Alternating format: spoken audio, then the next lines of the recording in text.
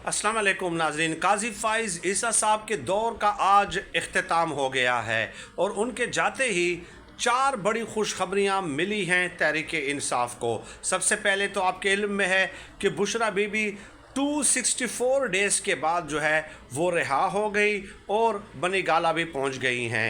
इसके अलावा इमरान खान साहब के हवाले से आज हाई कोर्ट ने हुक्म दिया कि उन्हें 3 बजे पेश किया जाए। पेश तो नहीं किया गया, लेकिन उनके वकला की फैसल चौधरी वगैरह, सलमान अकरम राजा वगैरह, इनकी मुलाकात अडियाला जेल में उनके साथ हुई है।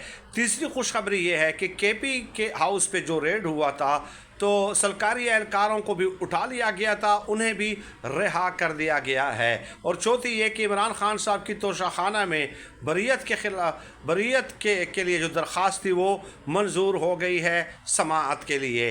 तो ये काजी फ़ाइज़ साहब के जाते ही ये खुशखबरी